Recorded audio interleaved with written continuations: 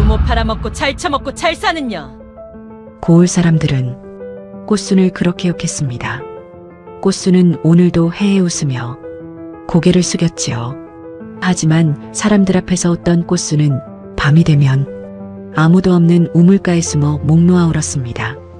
억울함도 분함도 모두 혼자 삼켜야 했지요.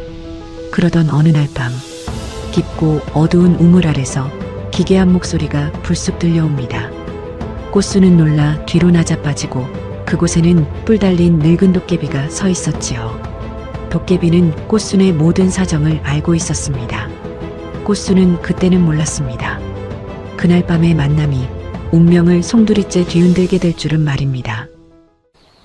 어서 오세요. 돌쇠 야담입니다. 구독, 좋아요는 축복입니다. 그럼 시작합니다. 아직 동이 완전히 트지 않아 푸르스름한 새벽 안개가 골목에 짙게 깔려 있었습니다. 밤새 참판댁 안방에서 내놓은 무거운 논요강을 든 꽃순의 굵은 팔뚝에 시퍼런 핏줄이 섰지요. 찰랑거리는 누런 오물이 행여나 그릇 밖으로 넘칠세라 꽃순은 숨소리조차 크게 내지 못하고 조심조심 소슬대문 문지방을 넘고 있었습니다. 이 천하에 몹쓸려나 어딜 감히 고개를 빳빳이 쳐들고 다녀. 갑자기 골목 모퉁이에서 튀어나온 억센 발길질이 꽃순의 둥글고 다부진 옆구리를 무자비하게 걷어찼습니다. 아! 하는 짧은 비명과 함께 꽃순의 육중한 몸뚱이가 대문 밖 차가운 흙바닥으로 쿵소리를 내며 고꾸라졌지요. 애지중지 가슴에 품고 있던 요강이 덜그럭거리며 나뒹굴었고 역겨운 냄새를 풍기는 오물이 왈칵 쏟아져 꽃순의 무명저고리와 치맛자락을 흠뻑 적시고 말았습니다. 꽃순을 걷어찬 사내는 며칠 전까지만 해도 한 동네에서 마주치면 인사를 나누던 막동이였습니다. 막동이의 볕에 그을린 투박한 얼굴에는 당장이라도 사람을 쳐 죽일 듯한 도끼가 시퍼렇게 서려 있었습니다. 우리 아버지가 내 아비랑 형님 아우하며 지내던 사이였다. 헌데 어찌 내년이 이럴 수가 있느냐. 내 어미아비는 산채로 거친 밧줄에 묶여 저기 타고 올 돌산노비로 끌려갔거늘 제 부모를 팔아넘긴 철천지원 수놈의 밑으로 제 발로 기어들어가 똥요강이나 닦고 사니 그 집구석 고깃국이 목구멍으로 쑥쑥 잘도 넘어가더냐? 막동이의 핏발선 호통소리에 아침 일찍부터 장터로 향하던 동네 사람들이 하나둘 걸음을 멈추고 우르르 몰려들었습니다. 평소 꽃순이 부모와 품앗이를 하던 윗마을 안앞도 밭을 빌려 쓰던 아재도 있었지요. 바닥에 엎어져 오물을 뒤집어 쓴 꽃순을 향해 사람들의 입에서는 날선 비수 같은 조롱과저주가 쏟아지기 시작했습니다. 말세다 말세야. 사람이 아무리 배가 고파 눈이 뒤집혀도 유분수지. 짐승만도 못한 년 곁에 서 있기도 역겨우니 어서들 가세. 저 뚱뚱한 몸뚱이 좀 보소. 제 부모 피눈물 짜낸 돈으로 양반집에서 아주 호의호식하며 살이 통통하게 올랐네 그려. 독한 년, 피도 눈물도 없는 년. 퇴! 가던 길에 재수없게 똥 밟았네. 윗마을 안악 하나는 들고 있던 바구니에서 마른 흙을 한 움큼 지어 꽃순이 얼굴을 향해 확 뿌려버리기까지 했습니다. 흙먼지와 오물이 뒤섞여 엉망이 된 채 흙바닥에 주저앉아 있던 꽃순은 그저 고개를 푹 숙인 채 아무런 변명도 하지 않았습니다. 오물이 묻어 끈적거리는 꽃순의 거친 손가락이 바들바들 경련하듯 떨렸지요. 창자가 뚝뚝 끊어지는 듯한 서러움이 밀려왔습니다. 목구멍이 턱 막혀 침 한 모금 삼키기조차 힘들었지요. 당장이라도 가슴팍을 쥐어뜯으며 나도 이러고 싶어 이러는 것이 아니라고 억울함을 토해내고 싶었습니다. 하지만 꽃순은 덜덜 떨리는 이를 꽉 물고 억장이 무너져 내리는 뜨거운 눈물을 속으로만 꿀꺽꿀꺽 삼켰습니다. 한참을 수모를 견디던 꽃순이 축 처진 눈을 질끈 감았다 뜨더니 돌연 고개를 번쩍 치켜들었습니다. 그러고는 흙먼지가 묻은 넓적한 얼굴 가득 입꼬리를 귀 밑까지 길게 찢으며 마치 실성한 사람처럼 해벌쭉 웃음을 터뜨리기 시작했지요. 아이고 막동아재. 지가 아침부터 눈이 삐어가지고 대문짝 돌부리에 걸려 자빠졌구만요. 헤헤. 옷이야 저기 냇가 가서 방망이로 박박 빨면 그만이지요. 아유, 우리 참판 어르신 아끼시는 귀한 논요강에 흠집 하나 안 가서 참말로 다행이에요. 헤헤헤. 꽃수는 오히려 자신을 걷어찬 막동이를 향해 비굴하게 굽신거리며 허리를 조아렸습니다. 그러고는 제 축축한 치맛자락을 끌어당겨 엎어진 요강 겉면을 지극정성으로 싹싹 닦아냈지요. 그 징그럽도록 비굴한 꼴을 본 사람들은 헛구역질을 하며 꽃순이 발치에 침을 뱉고는 서둘러 자리를 떴습니다. 사람들은 아무도 몰랐습니다. 해벌쭉 웃고 있는 꽃순의 치마폭 아래 너무 꽉 쥐어 손바닥에 손톱 자국이 깊게 파이고 있다는 사실을 말입니다. 그때였습니다. 육중한 솥을 대문 안쪽에서 헛기침 소리가 들리더니 최참판이 부채를 뒷짐지고 느릿느릿 걸어 나왔습니다. 티끌 하나 없이 새하얀 자줏빛 명주도포 자락이 아침 햇살을 받아 찬란하게 번쩍거렸지요. 말끔하게 빗어넘긴 턱수염과 기름진 얼굴에는 언제나처럼 자애롭고 인자한 미소가 걸려 있었습니다. 허허, 어찌 다들 이리 불쌍한 아이에게 매몰차게들 굿이오. 제 부모가 내게 진 그 막대한 빚을 갚지 못하고 도망치듯 떠났으니 제 몸으로라도 은혜를 갚겠다고 이리 찾아온 가상한 아이가 아닌가. 내 비록 큰 손해를 보았으나 늙은 아비의 마음으로 불쌍하여 거두어 먹이고 있으니 험한 말들은 그만 거두어 주시게나. 불과 닷새 전이었습니다. 아무런 죄도 없이 평생 흙만 파먹고 살던 꽃순의 늙은 부모를 관아에 시퍼런지기니 버젓이 찍힌 완벽한 가짜 빈문서로 올가맨 자가 바로 최참판이었습니다. 거친 오랏줄로 부모를 묶어 험진오비로 팔아버린 것도 모자라 꽃순 일가가 평생 피땀 흘려 일군 초가집과 밭대기마저 합법적으로 삼켜버렸지요.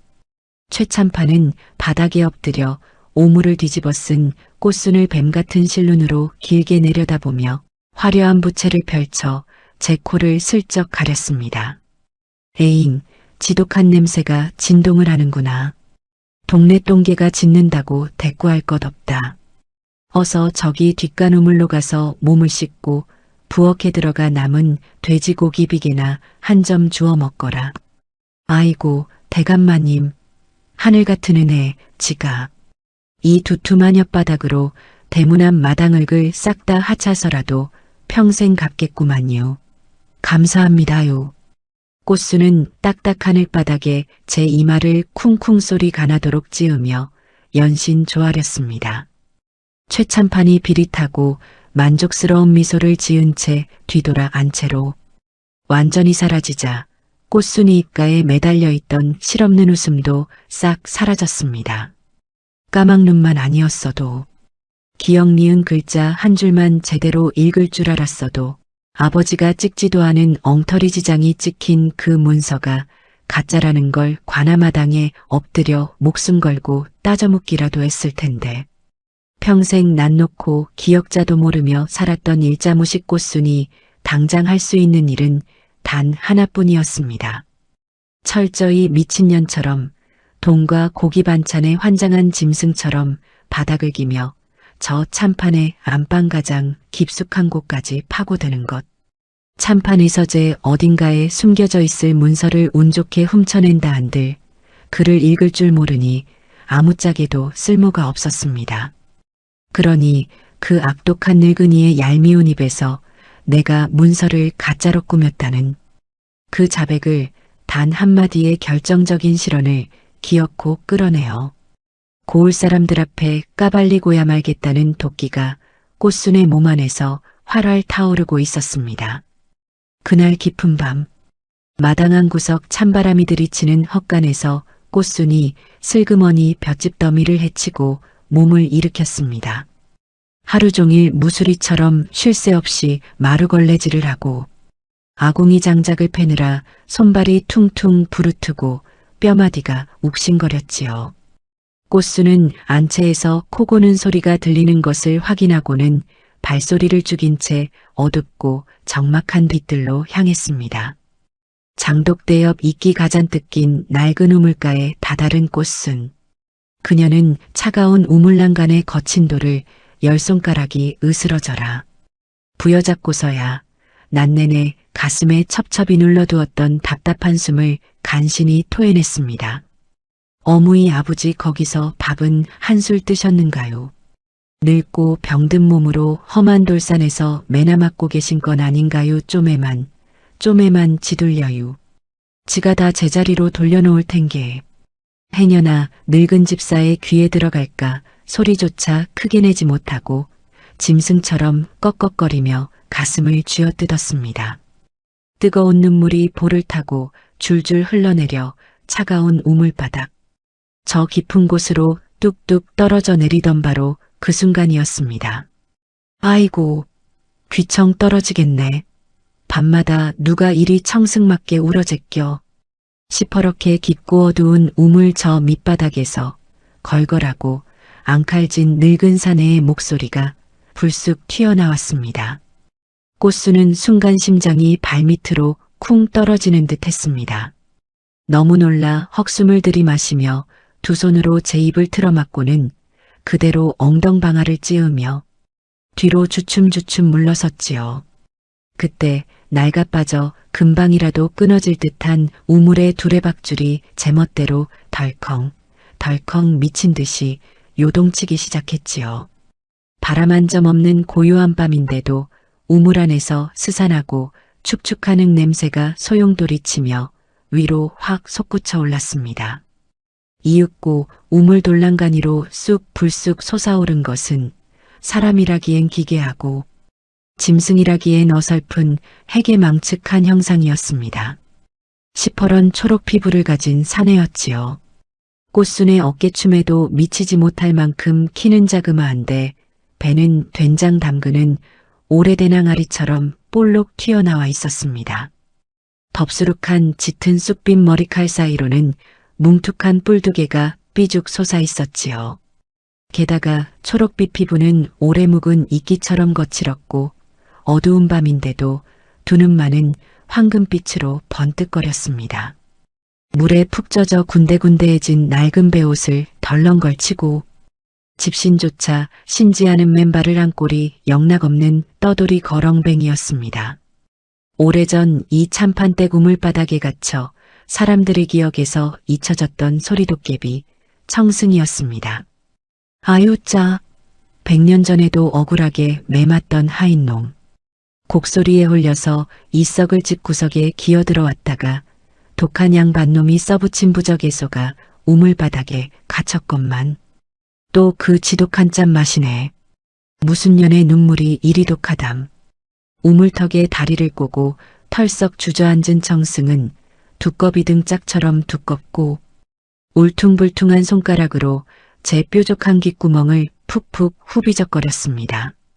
청승이 엉덩이를 들썩거릴 때마다 꿉꿉한 우물이끼 냄새와 오래된 진흙 냄새가 훅훅 풍겨왔습니다. 매일 밤 꽃순이 남몰래 우물에 쏟아냈던 서러운 눈물이 100년을 갇혀있던 도깨비의 봉인을 풀고 깨우고야만 것이지요. 귀신이여. 사람 살려. 아이고 나 죽네. 꽃순이 눈을 어옇게 까디집으며 덜덜 떨리는 목소리로 비명을 지르려 하자 청승이 기겁을 하며 두 손을 허공에 휘휘 저었습니다. 쯧쯧. 눈깔은 얼굴에 장식으로 달고 다니냐? 내가 어디 봐서 물기 신상이야. 이 반짝반짝 윤기 흐르는 뿔 안 보여? 도깨비다 멍청아. 소리 도깨비. 그리고 제발 동네방네 나대지 좀 마라. 내 이 훤칠한 모습은 내년 그 맹꽁이같이 처진 눈구멍에만 보이니까 쓰잘데기 없이 남들 부를 것 없어. 그 뻔뻔하고 거침없는 말본새에 꽃순이 넋이 나가 떡 벌어진 입을 다물지 못하고 있던 찰나였습니다.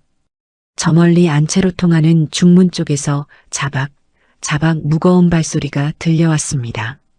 곧이어 흔들리는 청사초롱의 붉은 불빛이 담장 너머로 스멀스멀 일렁였지요. 뱀처럼 차갑고 깐깐한 인상을 가진 늙은 집사였습니다. 최찬판의 비열한 수족이자 집안의 모든 은밀한 뒷조사를 틀어진 자가 밤순찰을 돌며 뒤뜰로 바싹 다가오고 있었던 겁니다. 누구냐? 거기 어둠 속에 숨은 게 뉘길래 이 야밤에 잠을 안 자고 서성이는 게야. 썩 나오지 못할까? 살모사처럼 쇳소리가 섞인 집사의 호통소리에 꽃수는 심장이 덜컥 내려앉으며 숨이 턱 멎었습니다. 도망칠 곳도 덩치를 숨길 곳도 마땅치 않았지요. 부모를 판 원수집에서 밤중에 몰래 돌아다닌 걸 들키면 도둑질을 하려 했다며 당장 내일 아침 거적대기에 말려 멍석마리를 당할지 모를 일이었습니다. 꽃순이 등줄기에 식은 땀을 쫙 흘리며 사시나무 떨듯 떠는데 우물란간에 앉아 발을 까딱거리던 청승이 씩 웃더니 제 두툼한 입술을 쩍 벌렸습니다. 냥, 각, 캬, 하. 갑자기 청승의 뱃속 깊은 곳에서 봄밤에 발정 남길 고양이 서너 마리가 서로 목덜미를 물어뜯으며 미친 듯이 싸우는 소리가 괴팍스럽게 터져나왔습니다. 꽃수는 너무 놀라 털썩 주저앉을 뻔했습니다. 분명 입은 눈앞에 있는 덩치 작은 초록 도깨비 입인데 튀어나오는 소리는 영락없는 앙칼진 야생 고양이 떼의 울음이었지요. 게다가 참으로 기야말 노릇은 그 소리가 청승의 입에서 나는 것이 아니라 저 멀리 반대편 안채담장 밖 장독 대너머에서 들려오는 것처럼 감쪽같이 방향과 거리를 속이며 사방으로 메아리 쳐올렸다는 것입니다. 에잇 썩을 찜승 놈들, 발정난 도둑갱이 새끼들이 귀한 간장독 다 깨겠네. 예끼 이놈들. 허이. 늙은 집사는 혀를 끌끌 차며 치켜들었던 청사초롱을 거칠게 흔들더니 황급히 발길을 돌려 반대편 장독대 쪽으로 쟁걸음을 쳤습니다. 자박거리는 발소리가 완전히 멀어지고 나서야 구사일생으로 위기를 넘긴 꽃수는 털썩 다리에 힘이 풀려 흙바닥에 주저앉았습니다. 청승이 제 불룩한 배를 두꺼비 같은 손톱으로 득득 극적이며 툴툴거렸지요. 거참 오랜만에 목구멍에 소리를 굴렸더니 영 칼칼하고 뻑뻑하구먼. 야, 뚱보울보. 뭐 좀 씹어먹을 거 없냐? 내년에 그 짠내 나는 소리만 며칠 내내 주워 먹었더니 속이 아주 헛헛해서 미치겠다. 구수한 이끼 냄새를 풍기며 배를 쑥 내민 이 아재 같은 도깨비 앞에서 꽃수는 저도 모르게 꼬질꼬질한 제 옷소매 안쪽을 뒤적거렸습니다. 저녁 나절 부엌가궁이에 불을 떼며 몰래 훔쳐 치마폭에 꽁꽁 감춰두었던 딱딱하게 굳어버린 찬 찰수수떡 반 조각을 꺼내들었지요. 덜덜 떨리는 투박하고 뭉툭한 손으로 조심스레 내밀었습니다. 청승은 녹그릇 같은 누런 눈을 반짝이더니 꽃순의 손에 들린 수수떡을 덥석 낚아채어 단숨에 입안으로 털어넣었습니다. 우적우적 쩝쩝 볼이 미어터져라 씹는 소리가 적막한 뒷뜰에 유난히 정겹게 울렸습니다. 찰진 거 보소. 100년 만에 씹어보는 곡기네. 생긴 건 곰탱이같이 둔하게 생겨 먹어도 떡맛 하나는 기가 막히게 아는구먼. 달아. 꽃수는 아까의 공포도 잊은 채 긴장이 풀려 헛웃음이 픽 새어나왔습니다. 무서운 도깨비라더니 딱딱하게 굳은 수수떡 한 조각에 입술 주변에 고물을 다 묻혀가며 해벌쭉 좋아하는 꼴이 영락없는 동네 바보아재 같았지요. 하지만 도망칠 곳도 하소연할 곳도 없는 이 숨막히는 감옥 같은 참판댁에서 저 이상한 도깨비가 방금 자신을 매질의 위기에서 구해준 것만은 분명했습니다. 저기 아까 그 고양이 소리 말이오. 그게 진짜로 그 짝 입구녕에서 나온 거요? 꽃순이 조심스레 묻자 수수떡을 찹찹 우물거리던 청승이 능글맞게 씩 웃었습니다. 황금빛 눈동자가 초승달처럼 보기 좋게 휘어졌지요. 내 입이 그냥 밥이나 축내는 헐렁한 주둥이인 줄 아냐? 세상천지 돌아가는 무슨 개소리든 간에 한번 내 귓구멍으로 쏙 들어와 콱 씹어삼키면 내 맘대로 그 소리를 이리저리 뱉어낼 수 있는 천하제일의 귀한 주둥아리제. 헌데 청승이 갑자기 남은 떡을 꿀꺽 삼키더니 우물랑간에서 가벼운 몸놀림으로 훌쩍 뛰어내렸습니다. 그러고는 쭈그려 앉은 꽃순의 코앞까지 바싹 얼굴을 들이밀더니 주변을 경계하듯 목소리를 낮추어 은밀하게 속삭였습니다. 너 이놈의 시커먼 뱀소굴 같은 집구석에서 대체 누굴 속여 먹으려고 밤낮으로 실실 쪼개면서 똥유강이나 닦고 있는 게냐? 아까 초저녁 즈음에 저 큰방 비단옷 입은 늙은이가 제 깡마른 하인놈과 쑥덕거리며 아주 재미난 꿍꿍이를 짜는 징그러운 소리를 내가 싹 다 주워 먹었거든. 그 순간이었습니다. 밤낮 없이 굽신거리며 실없이 처져 있던 꽃순의 순박한 눈매가 어둠 속에서 시퍼런 칼날처럼 서늘하게 번쩍 빛을 냈습니다. 다음 날 아침 살얼음이 낀 차가운 우물가에서 꽃순은 산더미처럼 쌓인 안채의 빨랫감을 치대고 있었습니다. 독한 잿물에 불어터진 손등은 이미 쩍쩍 갈라져 쓰라렸지만 꽃순은 행여나 수모에게 꼬투리를 잡힐까봐 쉴 새 없이 방망이질을 해댔지요. 얼음장 같은 찬물에 무명천을 헹구며 속으로 부모님 생각에 뜨거운 눈물을 삼키고 있는데 갑자기 머리 위 감나무 가지에서 툭하고 시퍼런 쑥떡 하나가 떨어져 내렸습니다. 아유 깜짝이야. 간밤에 만났던 소리도깨비 청승이었습니다. 얻어먹은 찰수수떡 반조각이 어지간히 달았던지 청승은 이끼 낀 맨발을 덜렁거리며 감나무 굵은 가지에 거꾸로 매달려 능글맞게 웃고 있었습니다. 야 뚱보, 넌 속도 없냐? 저기 툇마루 끝에서 내년육하는 소리가 이 담장밖까지 쩌렁쩌렁 울리는데 어찌 그리 태평하게 빨래나 쥐어짜고 있어. 꽃순이 멍하니 눈을 끔뻑거리자 청승이 제 두툼한 입술을 삐죽 내밀더니 뱃속에서 불쑥 소리를 뱉어냈습니다. 저 미련하 고독한 년지 부모 판돈으로 산쌀이라 그런가 아침부터 고봉밥을 꾹꾹 눌러다 맞춰 먹더라니까. 살이 퉁퉁 찐 게 아주 돼지가 따로 없어. 나 같으면 혀깨 물고 죽었을 텐데 명이 길기도 하지. 꽃순은 하마터면 손에 든 빨래 방망이를 놓칠 뻔했습니다. 분명 눈앞에 매달린 초록 도깨비 입에서 나오는 소리인데 억양부터 가쁜 숨소리, 심지어 코웃음 치는 버릇까지 안채수모의 목소리와 소름 돋게 똑같았기 때문입니다. 방금 전 부엌에서 아궁이 불을 떼던 꽃순이 등짝을 꼬집으며 앙칼지게 구박하던 바로 그 늙은 여종이었습니다. 하지만 꽃순은 이내 고개를 숙이고 묵묵히 다시 방망이질을 시작했습니다. 허이허이 젖은 손을 저어 도깨비를 쫓는 신용까지 했지요. 냅둬요. 혓바닥으로 남 찌르는 것들은 지들명이나 갉아먹는 거구만요. 지가 썩낸다고 험한 돌산에 끌려가신 우리 어무이 아버지 입에 따순밥 한술 들어가는 것도 아닌디 못하러 헛심을 빼요. 그 묻어나고 묵직한 대답에 청승은 혀를 끌끌 찼습니다.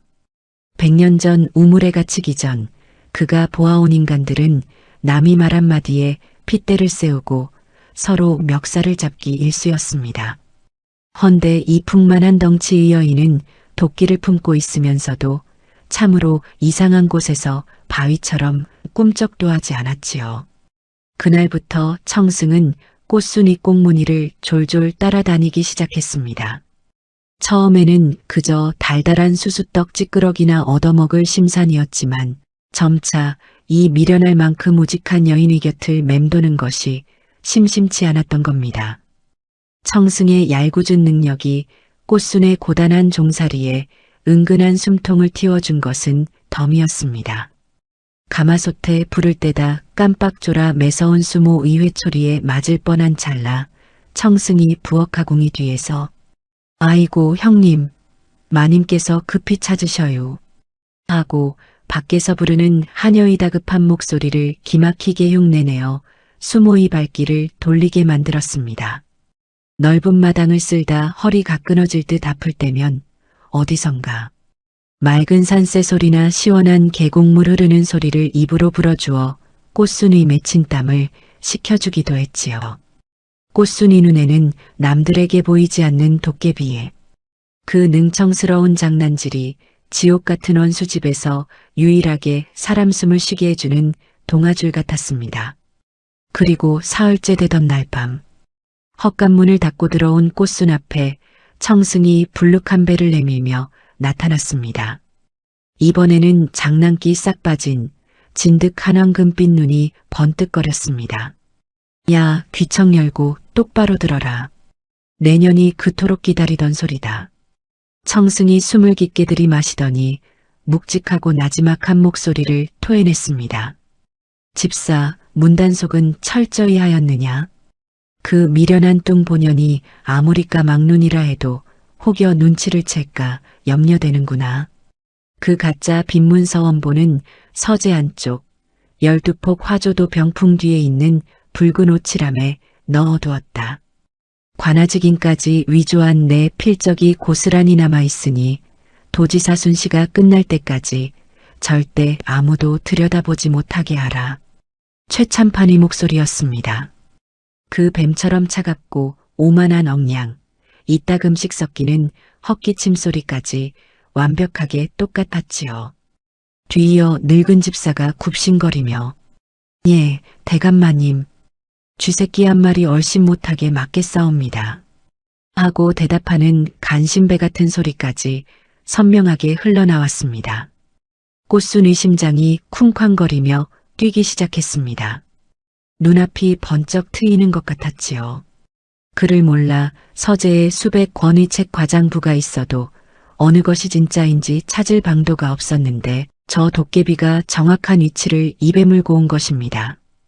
12폭 화조도 병풍 뒤 붉은 오칠함. 아이고 청승아제, 참말로 고마워요. 내 이 은혜는 뼈에 새길 텐게. 꽃순은 덜덜 떨리는 투박한 두 손으로 청승의 두꺼비 같은 손을 덥석 부여잡았습니다. 징그럽게 왜 이러냐, 떨어져라. 은혜는 무슨. 나중에 일이 다 끝나면 그 달짝지근한 수수떡이나 시루째로 쪄다 바쳐. 알았냐? 청승이 툴툴거리며 손을 빼냈지만 초록색 뺨이 살짝 붉어져 있었습니다. 다음 날 최참판이 이웃고을 수령과 만나 다과를 즐기러 반나절 동안 집을 비운다는 소식을 들은 꽃순은 내일 낮이야말로 서재에 잠입할 유일한 기회라 여기며 주먹을 꽉 쥐었습니다. 하지만 꽃순은 미처 알지 못했습니다. 그날 밤늦은 시각 뒷간을 가려고 헛간을 나섰던 꽃순이 무의식 중에 서재 쪽 장지문을 뚫어지게 바라보던 순간을 말입니다.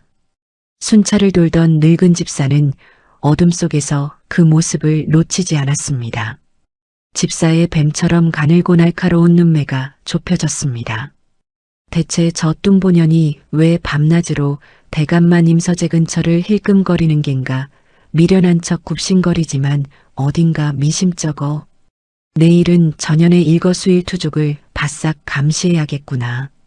늙은 집사의 싸늘한 혼잣말이 밤 공기에 불길하게 흩어지고 있었습니다. 다음 날 오후 참판대 간채는 쥐 죽은 듯 고요했습니다. 최참판은 화려한 가마를 타고 이웃고을로 나섰지요. 꽃순은 대청 마루를 훔치던 걸레를 꽉 틀어쥐고 땀으로 흥건해진 손바닥을 거친 치맛자락에 쓱쓱 문질러 닦았습니다. 터질듯이 뛰는 가슴을 억누르며 살얼음 판을 걷듯 조심스럽게 서재의장 지문 앞에 섰습니다. 집사가 행랑채 쪽에서 장부를 정리하고 있는 틈을 타 움직인 것이었습니다. 문고리를 잡는 손이 사시나무 떨듯 떨렸지요.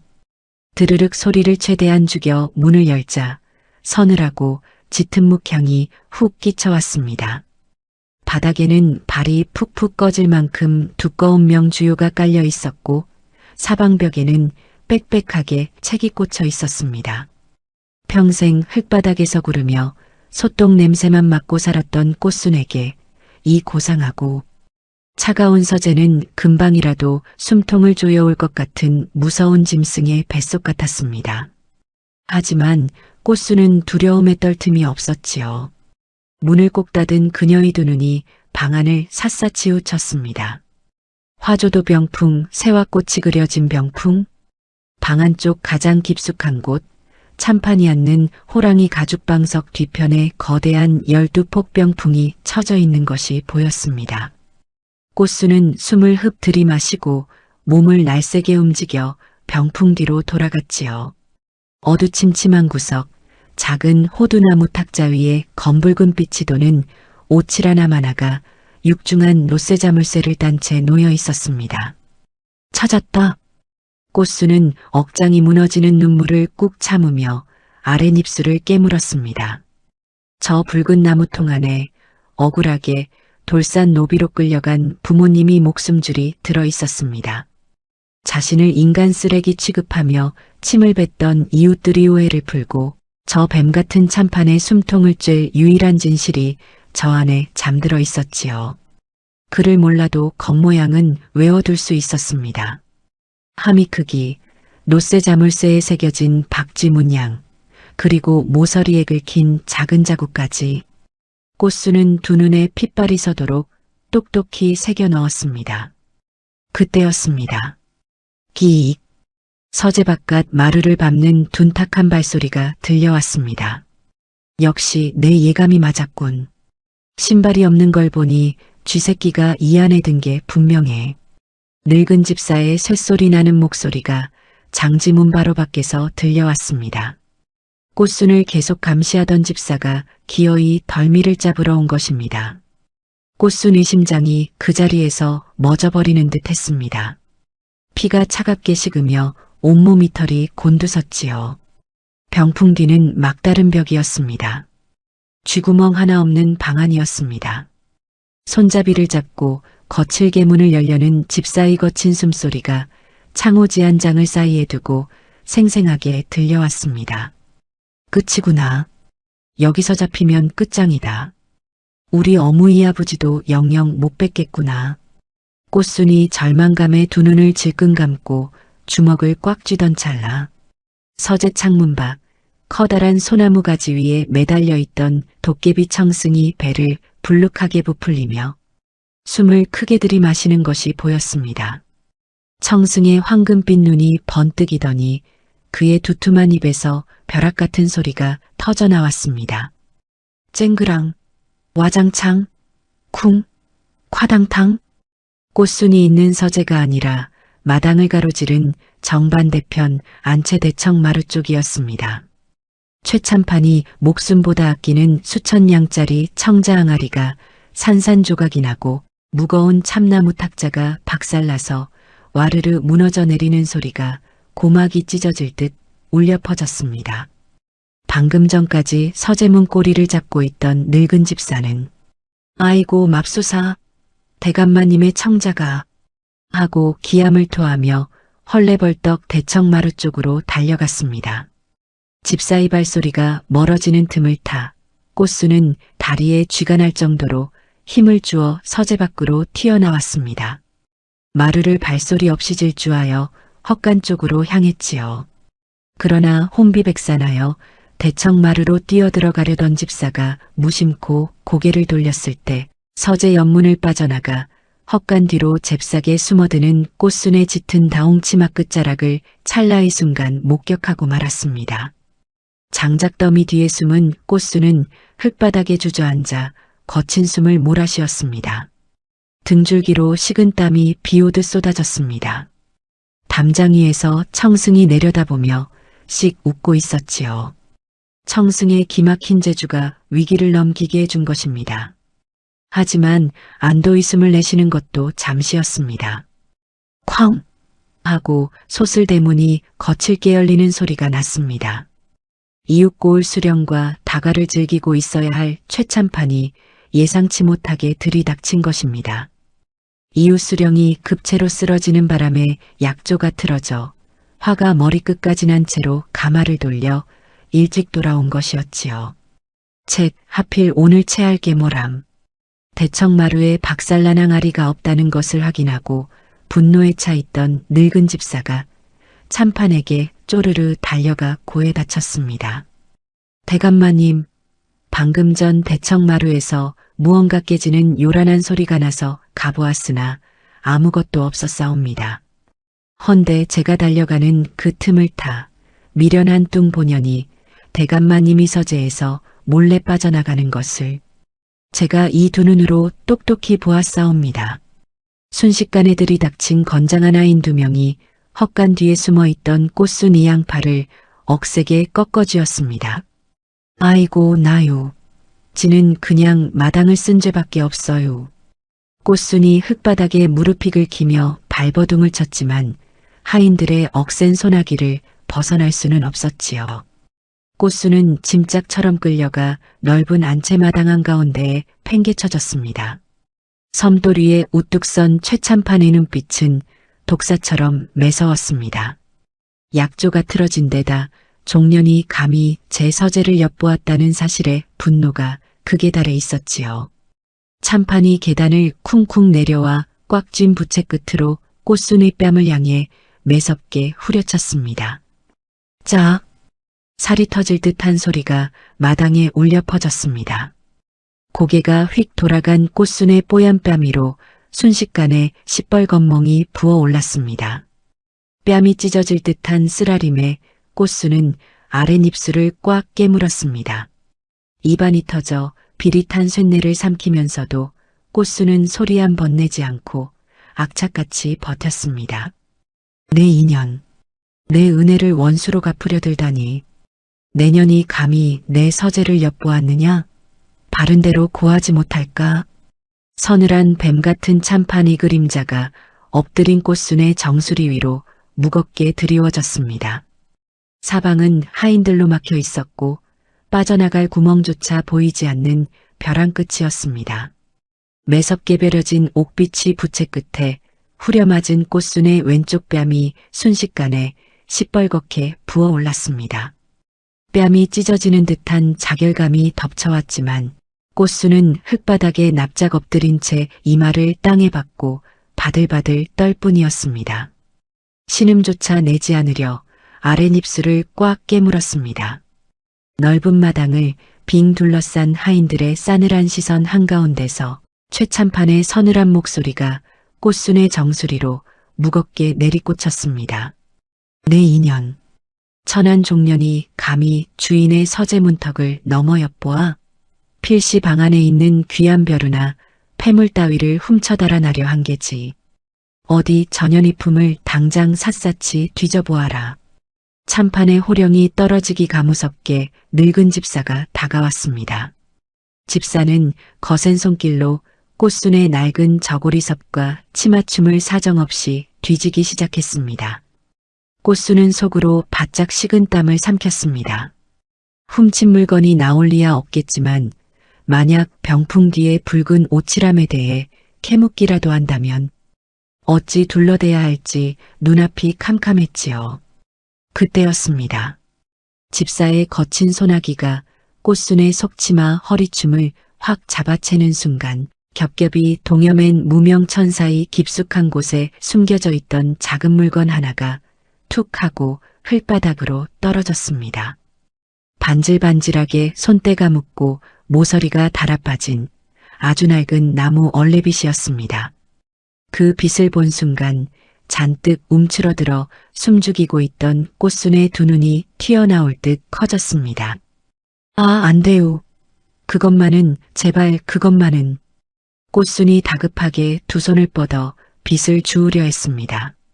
하지만 집사가 한 발 빠르게 짐승처럼 달려들어 그 낡은 빛을 낚아채더니 참판에게 굽신거리며 바쳤습니다. 그 얼레빛은 다름 아니었습니다. 불과 며칠 전 억울한 누명을 쓰고 거친 밧줄에 묶여 타고 올 돌산노비로 끌려가던 날 아침, 꽃순의 어머니가 수레에 오르기 직전 거북이 등껍질처럼 갈라진 손으로 딸이 손에 꽉 쥐어주며 하염없이 뜨거운 눈물을 쏟았던 마지막 유품이나 다름없었지요. 평생 흙일만 하느라 비녀 하나 꽂아보지 못한 어머니가 시집 올 때 가져와 유일하게 아끼며 품고 살았던 가난한 모녀의 애틋한 피와 땀이 서린 목숨 같은 물건이었지요. 최참파는 그 볼품없는 낡은 나무 빗을 두 손가락으로 가볍게 집어들고는 이리저리 살피며 역겹다는 듯 비릿한 코웃음을 쳤습니다. 보아라. 뗏물이 줄줄 흐르는 천한 종년이 어찌 이런 멀쩡한 참빗을 가질 수 있단 말이냐. 필신의 안방아녀의 물건을 훔친 것이 분명하다. 밥을 거두어 먹인 주인의 은혜도 모르고 도둑질을 한 것도 모자라 감히 주인의 공간까지 넘보다니. 참으로 짐승만도 못한 년이로다. 아니구만요. 지가 훔친 게 아니어요. 우리 어무이가, 우리 불쌍한 어무이가 끌려가시면서 마지막으로 남겨주고 가신 거구만요. 대감마님, 지가 잘못했어요. 흙을 주워 먹으라면 먹을 텐게 제발 그 빚만은 돌려주셔요. 꽃수는 무릎이 닦아진 채로 흙바닥을 박박 기어가 참판의 새하얀 명주 바짓가랑이를 부여잡고 애원했습니다. 짐승처럼 울부짖으며 싹싹 비는 꽃순의 처절한 몰골 앞에서도 참판의 실루는 얼음장처럼 차갑기 그지없었습니다. 치워라. 더러운 손때가 옷에 묻을라. 참판이 매몰찬 발길질로 꽃순의 가슴팍을 세게 밀어냈습니다. 뒤로 나동그라진 꽃순이 채정신을 차리기도 전이었지요. 참판은 손에 들고 있던 어머니의 얼레빗을 마당한 가운데 놓인 큼직하고 단단한 섬돌이로 무참히 내동댕이 쳐버렸습니다. 딱 가시돋친 채찍 소리보다 더 섬뜩한 소리와 함께 낡은 나무빗이 정확히 두 동강으로 쪼개져 마당에 나뒹굴었습니다. 빗살이 사방으로 튀어올랐습니다. 꽃순의 심장도 그 순간 처참하게 두 동강이 나는 듯 했습니다. 바닥에 조각나 흩어진 빗을 멍하니 바라보는 꽃순의 처진 눈매에서 억장이 무너져 내리는 뜨거운 눈물이 왈칵 쏟아져 내렸습니다. 짐승 같은 오열이 터져 나왔지요. 늙은 어머니의 마지막 체온마저 위선자의 발밑에 무참히 짓밟힌 끔찍한 절망감이 숨통을 꽉 조여왔습니다. 내일 아침 충청도 관찰사영감께서 본가에 당도하시어 큰 잔치가 열릴 터인데 이따위 도둑년 때문에 신성한 집안에 애군이 낄까 몹시 두렵구나. 참판은 소매를 툭툭 털어내며 늙은 집사를 향해 싸늘하게 지시를 내렸습니다. 전연을 당장 빗 한 주 만드는 깊은 뒷마당엇간에 가두어라. 물 한 모금 주지 말고 내리 굶기거라. 내일 관찰사영감의 순시가 끝나는 대로 사람을 몰래 불러들여 전연이 입에 굵은 재갈을 물려 저 멀리 남쪽 끝 염전노비로 헐값에 팔아넘겨버릴 것이다. 다시는 이 고을 땅에 발을 들이지 못하도록 백길로 치워버려라. 꽃수는 더 이상 찢어지는 비명을 찌를 힘조차 남아있지 않았습니다. 건장한 사내들에게 양팔을 붙잡힌 채 질질 끌려가 퀴퀴하고 어두운 헛간 바닥으로 짐짝처럼 내던져졌습니다. 밖에서 육중한 자물쇠가 채워지는 덜커덕거리는 쇳소리가 울리자 헛간 안의 모든 빛이 완전히 차단되었지요. 칠흑 같은 어둠, 코를 찌르는 곰팡내와 쥐똥 냄새뿐이었습니다. 차가운 흙바닥에 웅크린 꽃수는 흙먼지 속에서 주워온 두동강난 얼레빗을 제 가슴팍에 깊이 품고 숨죽여 오열했습니다. 이대로 완전히 끝나는 것 같았습니다. 서재병풍 뒤에 숨겨진 붉은 오칠함의 진실을 세상에 까발리기는커녕 내일 모레면 평생 살이 타들어가는 짠내나는 염전 바닥에서 짐승처럼 썩어가야 할 처지가 되었습니다. 타고 올 험지로 끌려간 불쌍한 부모님은 영영 찾을 길조차 끊어졌지요. 속이 숫덩이처럼 타들어가는 억울함에 꽃수는 제 가슴팍을 거친 주먹으로 수없이 내리쳐댔습니다. 얼마나 서럽게 울었을까. 목이 다시어 쇳소리만 나던 캄캄한 헛간 구석에서 익숙하고 꿉꿉한 우물가 이끼 냄새가 스멀스멀 피어올랐습니다. 야, 뚱보울보. 언제나 능청스럽게 장난을 치며 배를 내밀던 소리도깨비 청승이었습니다. 하지만 지금 어둠 속에 번뜩이는 청승의 누런 황금빛 눈에는 장난기가 싹 가시고 묵직하고 깊은 수심이 가라앉아 있었습니다. 자물쇠를 부수고 문을 열어줄 수도 찬판에 목을 비틀어 때려 눕혀줄 수도 없는 도깨비는 그저 바닥에 웅크린 꽃순의 곁에 쭈그려 앉아 말없이 거친 숨소리만 내쉬었습니다. 이윽고 청승이 제 불룩한 배를 두꺼운 손으로 쓱쓱 쓸어내리더니 조용히 입을 열었지요. 우리 순이 이마에 땀방울 맺힌 것 좀 보소. 고된 반일하느라 배고팠지. 어서 이리 와 어미 품에 안기거라. 내가 따순밥 해줄 텐게. 그것은 오래전 꽃순의 초가집마당에서 어머니가 고된 반일을 마치고 돌아온 어린 꽃순의 머리를 쓰다듬으며 내던 다정하고 따뜻한 목소리였습니다. 청승이 언제 그 집 주변을 맴돌다 주워 먹었는지 모를 그 옛날의 다정한 소리가 좁고 어두운 헛간 안에 봄바람처럼 따스하게 울려 퍼졌습니다. 그 소리를 듣는 순간 꽃수는 짐승 같은 통곡을 토해내며 바닥에 엎여 목 놓아 울었습니다. 도깨비는 곁에 조용히 앉아 그 지독하게 짠 눈물 소리를 제 몸이 핏줄에 새기듯 묵묵히 다 들어주고 있었지요. 캄캄한 절망의 밑바닥이었습니다. 내일 아침이면 모든 것이 물거품이 되어 염전으로 팔려갈 가장 깊고 어두운 밤이 속절없이 깊어가고 있었습니다. 다음 날 이른 새벽, 참판댁 넓은 마당은 아침부터 충청도 관찰사를 맞이할 준비로 발디딜 틈 없이 분주했습니다. 잔치상에 올릴 귀한 소를 잡고 부엌에서는 온갖 고기전과 빈대떡을 부치는 고소한 기름 냄새가 진동을 했지요. 잔칫날의 들뜬 분위기와 헛간에 갇힌 꽃순이 처지는 너무나도 끔찍한 대비를 이루고 있었습니다. 날이 환하게 밝자 헛간문이 덜커덕 소리를 내며 거칠게 열렸습니다. 늙은 집사가 냉랭한 얼굴로 들어섰지요. 밤새 오열하느라 눈이 짓무르고 퉁퉁 부은 꽃순이 몸을 둥글게 웅크린 채 그를 올려다보았습니다. 집사는 손에 들고 있던 쉰내가 풀풀 나는 찬밥 한 덩이를 바닥에 개먹이 주듯 툭 던졌습니다.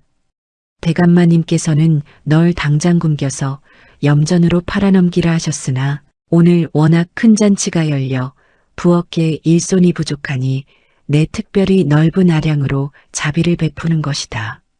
어서 기어나와 뒷두루물가에 쪼그려 앉아 잔치에 쓸 녹그릇이나 광인하게 닦거라. 집사는 흙바닥에 엎드린 꽃순을 아래 위로 훑어보며 귓가에 다가가 낮고 서늘하게 속삭였습니다. 잔치가 다 끝날 때까지 쥐 죽은 듯이 숨어서 그릇만 닦아라. 해녀나 관찰사 영감께서 오셨을 때 미친 소리라도 지르며 마당에서 난동을 부릴 작정이면 내가 내 늙은 부모가 있는 돌산 채석장으로 연통을 넣어 당장 그 숨통을 끊어놓을 것이야. 우물에 돌을 따라 빠뜨리는 건 일도 아니지. 알겠느냐? 부모 이 목숨을 담보로 진 끔찍하고 살떨리는 협박이었습니다. 꽃수는 공포에 질린 듯 몸을 바들바들 떨며 흙바닥에 납작 엎드려 조아렸습니다. 아, 알겠구만. 유지가 어찌 감히 대감마님 잔칫날에 그런 미친 짓을 하겠어요. 시키는 대로 물도 안 마시고 그릇만 닦을 테니 제발 우리 불쌍한 어무이 아버지 목숨만은 살려주셔요. 꽃순의 그 한없이 비굴하고 무기력하게 벌벌 떠는 대답에 집사는 비열한 코웃음을 치고는 옷자락을 털며 돌아섰습니다. 역시 부모 목숨을 들먹이니 저 미련하고 우둔한 뚱보년도 겁을 먹고 찍소리 못하는구나 하고 속으로 쾌재를 부르며 완전히 방심한 것이지요. 하지만 집사가 뒷짐을 지고 헛간문을 완전히 나서자마자 납작 엎드려 덜덜 떨고 있던 꽃순이 고개가 천천히 위로 들렸습니다. 퉁퉁 부어오른 처진 눈매 안에는 간밤의 나약한 절망 따위는 흔적도 남아있지 않았습니다. 시퍼렇게 날이 선 칼날 같은 지독한 도끼만이 등골이 서늘하게 번뜩이고 있었습니다. 더 이상 빼앗길 것도 물러설 구석도 없었지요. 오늘 저들의 위선을 까발리지 못하면 자신은 염전노비로, 부모님은 돌산에서 죽음을 맞이할 것입니다. 오늘이 아니면 영영 기회는 없었지요. 꽃순이 뒤뜰 차가운 우물가에 쪼그려 앉아 산더미처럼 쌓인 잔치용 녹그릇을 미친 듯이 거친 집수세미로 닦아내고 있을 때였습니다. 근처 감나무 가지에서 툭하고 시퍼런 소리 도깨비 청승이 내려와 꽃순의 넓은 등 뒤에 바싹 붙어섰습니다. 아재. 꽃순이 수세미를 벅벅 문지르며 고개도 돌리지 않은 채 입술만 우물거리며 낮게 불렀습니다. 아재 입구녕에 꽉꽉 주워 담을 수 있는 공간이 딱 하나 남아있어야 해요. 오늘 저 피도 눈물도 없는 늙은 구렁이의 숨통을 단박에 끊어버릴 감히 입을 때요. 변명조차 못할 가장 독하고 시커먼 소리 말이에요. 꽃순의 흔들림 없는 단호한 목소리에 청승은 황금빛 두 눈을 번쩍이며 무겁게 고개를 끄덕였습니다. 꽃순은 물에 젖은 턱끝으로 사랑채 쪽을 가리켰습니다.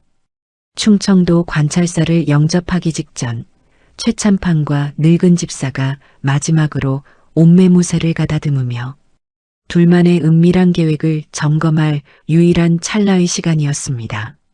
청승은 뚱뚱한 몸을 날쌔게 굴려 누구의 눈에도 띄지 않는 투명한 그림자처럼 사랑채 처마 밑으로 스며들어갔습니다. 사랑채 안방에서는 최참판이 옷관자를 단 새하얀 최고급 도포를 쫙 빼입고 거울 앞에서 거드름을 피우고 있었지요. 늙은 집사가 뒤에서 허리를 굽힌 채 불안한 쇳소리로 묻는 소리가 들렸습니다. 대감마님, 쇳내가 간밤에 생각해 보았사온데 혹여나 저 꼬장꼬장한 관찰사 영감께서 지난번 잊은 자댁 토지와 밭을 거두어들인 빈문서에 대해 깐깐하게 캐물으시면 어찌하옵니까? 영감께서 워낙 서류에 밝고 엄격하신 분이라 행여 구멍이라도 발견하시면. 그러자 최참판의 방안을 울리는 여유롭고 오만한 웃음소리가 새어나왔습니다. 어리석고 겁 많은 소리. 관찰사 영감이 아무리 바늘 찔러 피 한 방울 안 나오는 자라한들. 결국 나라 인옥을 먹는 벼슬아치는 겉으로 번지르르하게 찍힌 관아의 공식 직임만 믿게 되어 있다. 우리가 몰래 쌀과 마니를 먹여 관아 하급 관리놈을 구워 삶고 서류를 통째로 조작한 걸 하늘 아래 누가 안단 말이냐? 그 무식한 뚱보년의 늙은 애비가 지장을 찍지 않았다는 건 천지간에 너와 나 단둘만 아는 사실이야. 참판은 제 완벽한 계획과 오만함에 잔뜩 취해 입에 담아서는 안 될 가장 결정적인 죗값을 제 입으로 술술 불고 말았습니다. 완벽하게 관아의 도장까지 위조에 꾸민 그 가짜 빈문서가 내 서재 병풍 뒤 오칠함에 버젓이 들어앉아 있는 한 임금님이 직접 내려온다 한들 내 재산과 명예에 손가락 하나 대지 못해. 쓸데없는 걱정 말고 당장 나가서 마당의 꼬락선이나 똑바로 살피고 오너라. 예, 대감마님. 대답과 동시에 늙은 집사가 획 몸을 돌리더니 손님 맞이 환기를 핑계로 굳게 닫혀있던 사랑채 창문을 왈칵 거칠게 열어젖혔습니다. 헉! 청승이 기겁을 하며 뚱뚱한 몸을 지붕 기와 위로 확 꺾어 올렸습니다. 집사의 뱀처럼 가늘고 차가운 시선이 처마 밑을 매섭게 훑고 지나갔지요. 조금만 굼떴어도 소리를 채 담기도 전에 도깨비의 수상한 기운을 들켜 소금이나 액막이 부적이라도 맞을 판이었습니다. 서늘한 바람이 부는 찰나의 아슬아슬한 위기 속에서 청승은 숨을 꾹 참고 지붕에 납작 엎드렸습니다. 그리고 그 소름 끼치도록 오만하고 추악한 자백의 목소리는 처마 위로 간신히 도망친 소리도깨비. 청승의 뱃속 깊숙한 곳으로 남김없이 아주 깨끗하고 우렁차게 빨려 들어갔습니다. 점심 무렵이 되자 대문 밖 길가에서 요란한 태평소와 징소리가 울리며 충청도 관찰 사형감, 행차시오하는 우렁찬 외침이 고을을 쩌렁쩌렁 울렸습니다. 안채마당에는 고을에 내놓으라 하는 양반유지들과 참판댁 식솔들이 엎드려 머리를 조아렸습니다. 뒤뜰로 물가에서 넉나간 사람처럼 녹그릇을 닦던 꽃순도 천천히 몸을 일으켜 세웠습니다. 앞치마에 젖은 손을 쓱쓱 닦아내는 꽃순이 곁으로 처마 위에서 내려온 청승이 다가왔습니다. 청승은 꽃순을 향해 씩 웃으며 제 볼록한 배를 두꺼운 손으로 툭툭 쳤습니다. 그 썩은 뱀의 자백을 뱃속 깊숙이 아슬아슬하게 그러나 단단하게 가두어 두었다는 확실한 신호였습니다. 꽃순의 둥글고 넓적한 얼굴이 천천히 돌덩이처럼 무표정하게 굳어졌습니다. 사람들을 대할 때마다 무의식적으로 비굴하게 올리고 있던 입꼬리가 무겁게 내려앉았고 멍이 들어 퉁퉁 부어오른 뺨 위로 서늘한 결의가 내려앉았습니다. 그녀는 마당 한가운데서 번쩍거리는 커다란 노쇠 잔치쟁반을 두 손으로 꽉 틀어쥐었습니다. 아재 가자. 그 잘난 늙은이 밥상 시원하게 엎어버리러. 저 넓은 대청 마루 너머로 꼿꼿하고 위엄 넘치는 관찰사가 최참판에 굽신거리는 영접을 받으며 잔치상 정중앙 의상석으로 위풍당당하게 걸어 들어오고 있었지요. 오랜 시간 이악 물고 참아왔던 가장 거대하고 처절한 반전의 무대가 마침내 그 막을 올리려는 참이었습니다. 기름진 고기 전부치는 냄새와 달큰한 고급 청주 냄새가 참판댁 안채마당을 가득 채웠습니다. 고을에 내놓으라 하는 양반들과 유지들이 화려한 도포자락을 휘날리며 상석에 앉아 흥겨운 풍악 소리에 맞춰 고개를 까딱거리고 있었지요. 마당 한가운데는 꼿꼿하고 위엄 있는 자태의 충청도 관찰사가 앉아 최참판이 끊임없이 올리는 산의 진미를 무표정하게 내려다보고 있었습니다. 껄껄 관찰사 영감. 올 한해 이 고을 인농사가 이리 풍년인 것은 모두 영감이 높으신 덕망이 하늘에 닿은 덕분 아니겠습니까? 어서 이 귀한 술 한 잔 받으시지요. 최참판은 특유의 뱀 같은 옅은 미소를 지으며 관찰사 의욕잔에 술을 가득 채웠습니다. 늙은 집사는 그 옆에서 허리를 반으로 접은 채 연신 부채질을 하며 아부를 떨고 있었지요. 힘없는 백성들의 고열을 쥐어짜낸 탐욕이 가장 평화롭고 인자한 가면을 쓴 채 잔치상 위에서 역겨운 춤을 추고 있는 꼴이었습니다. 바로 그 순간이었습니다. 영감, 참말로 억울하구먼요. 제발 이 까막 눈 종년의 목소리 좀 한 번만 들어주셔요. 정적을 깨는 쩌렁쩌렁한 외침과 함께 묵직한 노쟁반을 높이 치켜든 꽃순이 마당 한가운데로 거침없이 걸어 들어왔습니다. 놀란 아인들이 이 미친년이 어딜 감히 대감마님 잔치상에 하며 꽃순 이양팔을 붙잡으려 달려들었지요. 하지만 며칠간 물 한 모금 못 마신 몸임에도 벼랑 끝도끼를 품은 꽃순의 육중한 몸은 바위처럼 꿈쩍도 하지 않았습니다. 오히려 섣불리 달려들던 아인들이 그녀의 기세에 눌려 흙바닥으로 나동그라졌습니다. 최참판의 하얀 얼굴이 순식간에 흙빛으로 변했지요. 그는 관찰사의 눈치를 살피며 부채를 든 손을 파르르 떨며 소리쳤습니다. 저 미친년이 기어이 잔칫날 사다를 내는구나. 당장 전현희 주둥이에 재갈을 물려 끌어내어라. 영감, 몹쓸 것을 보여드려 참으로 면목이 없사옵니다. 늙은 집사가 다급하게 몽둥이를 든 하인들에게 턱짓을 보냈습니다. 하인들이 몽둥이를 치켜들고 꽃순 이정수리를 내리치려던 일촉즉발이 찰나 상석에 앉아있던 관찰사가 차갑고 묵직한 목소리로 손을 들어 제지했습니다. 멈추어라. 내 들어보니 저 헐벗은 여인의 침에 깊은 뼈가 있구나. 그래, 무슨 지독한 억울함이 있길래 목숨을 걸고 이 잔치상까지 엎으려 드는 것이냐? 꽃순은 쟁반을 내려놓고 마당바닥에 무릎을 꿇었습니다. 퉁퉁 부어오른 뺨위로 두 눈을 번뜩이며 꼿꼿하게 고개를 들고 관찰사를 향해 또박또박 토해냈습니다. 영감, 저기 점잖게 앉아 자비를 논하는 최참판은 빛 한 푼 없는 우리 어무이 아버지를 억지로 밧줄에 묶어 타고 올 험지로 팔아넘긴 짐승이구만요. 가짜로 문서에 관아지긴을 파서 찍고 우리 집과 밭을 모조리 뺏은 것도 모자라 일자무식인저를 곁에 두고 비웃으며 그 추악한 진짜 증거들을 꽁꽁 숨겨두었구먼요. 구경하던 고을 유지들이 웅성거리기 시작했습니다.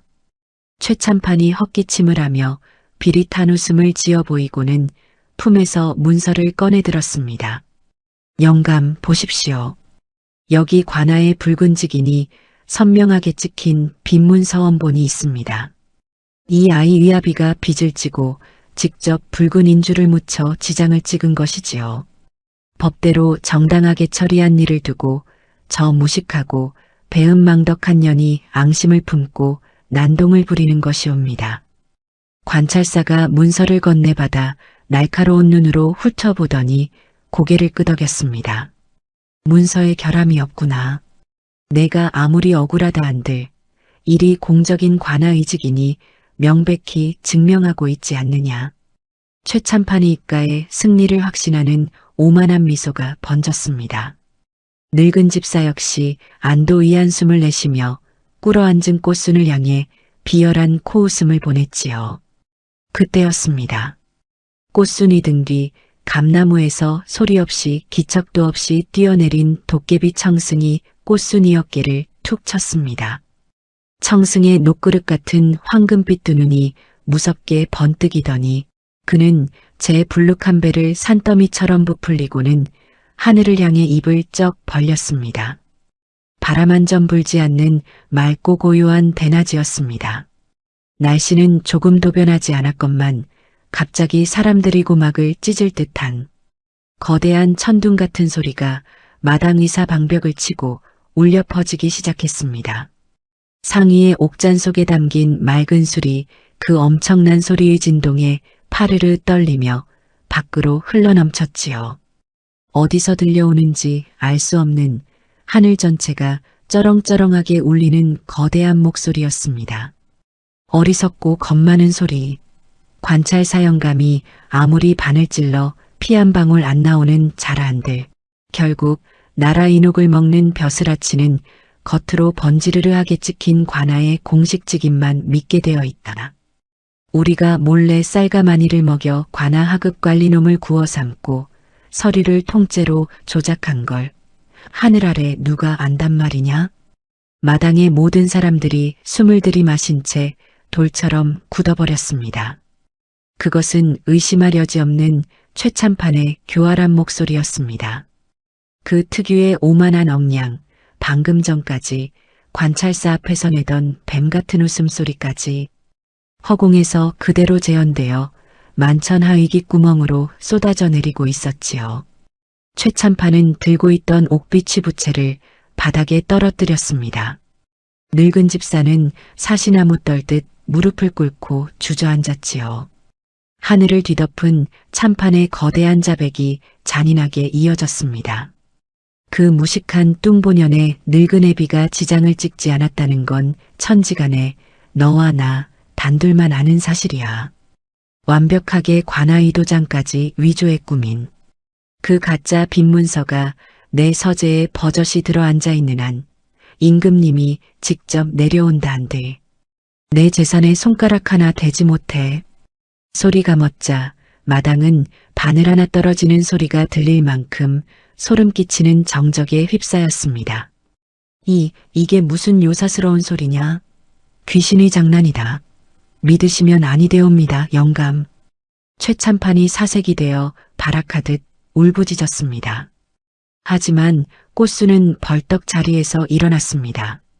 언제나 비굴하게 조아리던 그녀가 이번에는 굵고 거친 손가락을 들어 저 멀리 굳게 닫힌 안채의 서재를 똑바로 가리켰습니다. 영감, 저 하늘의 소리가 귀신의 장난인지 참말인지 당장 확인해 주셔요.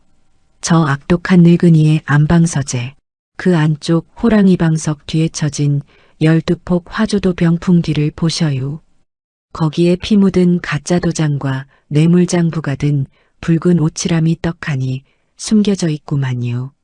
참판의 눈동자가 갈 곳을 잃고 미친 듯이 흔들렸습니다.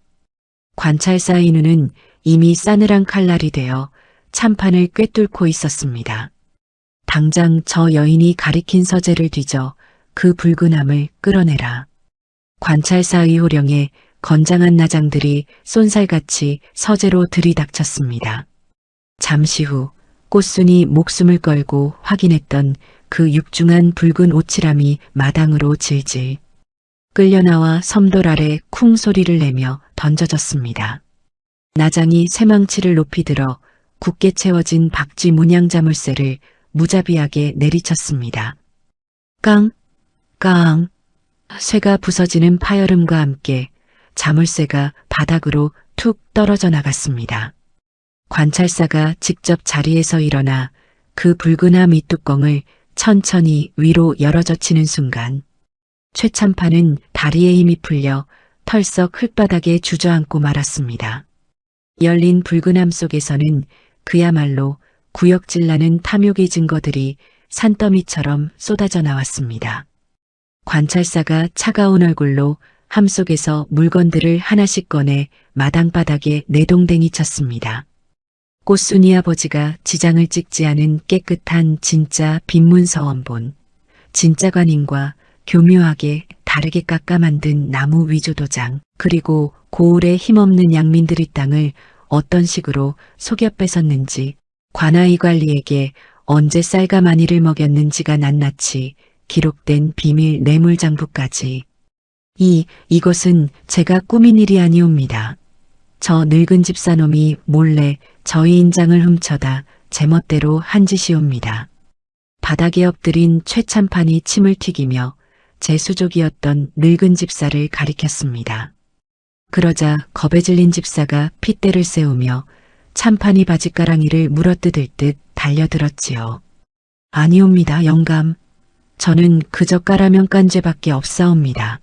저 교활한 대감이 모두 지시한 일입니다. 오랜 세월 백성 이고열을 함께 빨아먹던 짐승 2마리가 살아남기 위해 서로에게 흙탕물을 튀기며 물어뜯는 그 모습은 참으로 역겹고도 통쾌한 구경거리였습니다. 모든 증거와 천둥 같은 자백 앞에서 관찰사의 입술이 단호하게 열렸습니다. 닥치거라. 겉으로는 군자 행세를 하며 뒤로는 이리 끔찍한 악행을 저지르다니 내 놈이 쟤는 하늘이 노할 짓이다. 여봐라, 죄인 최가에게 곤장 100대를 엄히 내려 그 죗값을 묻고 가산을 모조리 정몰하여 본래 주인들에게 돌려주어라. 늙은 집사 또한 공범이니 장을 치고 멀리 유배를 보낼 것이다. 안 되옵니다. 내 돈, 내 피 같은 땅. 최참판의 처절한 발악은 곧이어 살을 찢는 듯한 무자비한 곤장 소리에 묻혀버렸습니다. 짝, 짝. 마당을 쩌렁쩌렁 울리는 매서운 곤장 소리가 울릴 때마다 구경하던 고을 사람들의 가슴 속에 맺혀있던 체증이 뻥 뚫려 내려갔습니다. 잠시 후 머리가 산발이 되고 곤장에 맞아 형체를 알아볼 수 없을 만큼 엉망이 된 최참판과 늙은 집사는 포졸들의 손에 질질 끌려 대문 밖으로 내동댕이 쳐졌습니다. 평생 꽃순과 이웃들을 개돼지 취급하던 자들의 비참한 말로였지요. 거리에나 앉은 그들을 향해 고을 사람들은 침을 뱉고 흙을 집어던지며 그들이 몰락을 열렬히 환호했지요. 그 난리통 속에서 꽃순은 홀로 텅 빈 마당 흙바닥에 얼굴을 묻고 꺽꺽거리며 뜨거운 눈물을 토해냈습니다.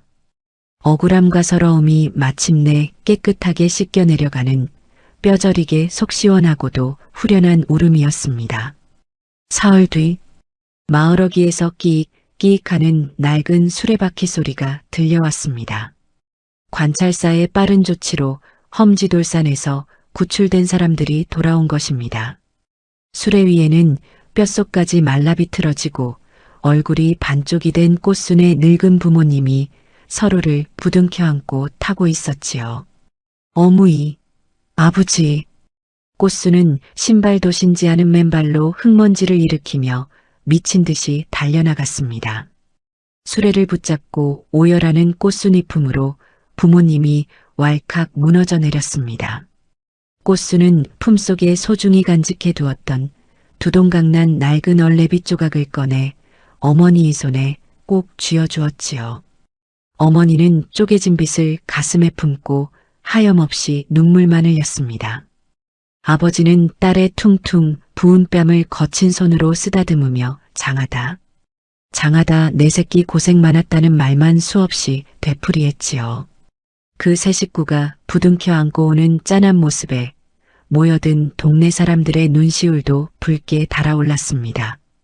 그때 막동이가 무거운 걸음으로 걸어와 꽃순의 식구들 앞에 털썩 무릎을 꿇었습니다. 꽃순아, 우리가 참으로 못나고 눈이 멀어 너 같은 효녀를 배신자라며 발로 차고 욕을 했구먼. 내가 참말로 죽을 죄를 지었다. 평생을 두고 갚을 테니 이 죄 많은 놈을 용서해다오. 미안하네, 정말로. 막동이가 흙바닥에 머리를 찌으며 굵은 눈물을 흘리자 꽃순은 다가가 그의 투박한 손을 꽉 잡아 일으켜 세웠습니다. 됐어요, 아재. 이제 다 제자리로 돌아왔잖요. 꽃순의 넉넉하고 환한 웃음에 마을 사람들의 가슴 한편에 남아있던 미안함과 짐도 훈훈하게 눈 녹듯 사라져 내렸습니다. 수년의 세월이 무심히 흘렀습니다.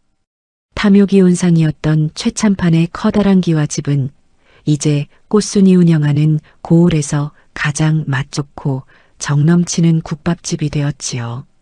억울한 사연이 있는 사람들에게는 돈을 받지 않고 배가 고파 쓰러진 나그네들에게는 고기 수육을 넉넉히 얹어주는 통에 꽃순이 국밥집은 연일 시끌벅적 문전성시를 이루었지요. 어느 따스한 봄날의 늦은 오후 정신없이 국밥 장사를 마친 꽃순이 소매를 걷어붙인 채 뒷두루물가로 향했습니다. 오래된 장독대 옆 우물가에는 연분홍 매화꽃이 눈송이처럼 사뿐히 흩날리고 있었지요. 꽃순은 뽀얀 얼굴에 맺힌 땀을 앞치마로 쓱 닦아내며 방금 가마솥에서 갓 쪄낸 김이 모락모락 나는 찰수수떡 한 시루를 우물난간 도리에 털썩 내려놓았습니다. 아재, 오늘 장사 기가 막히게 잘 됐어요. 떡 식기 전에 어서 나와서 좀 들어봐요. 꽃순이 말이 떨어지기가 무섭게 아무도 없는 허공에서 흐흐흐 하는 구수하고 능청스러운 웃음소리가 들려왔습니다. 곧이어 시퍼런 쑥떡 같은 도깨비 청승이 스르륵 모습을 드러냈지요. 청승은 전보다 훨씬 불룩해진 배를 득득 극적이며 떡 한 조각을 덥석 집어 입에 털어 넣었습니다.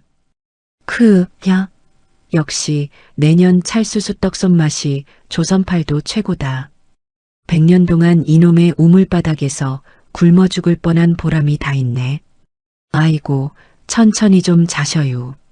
그러다 아재 그 올챙이 배 진짜로 뻥 터지겠네.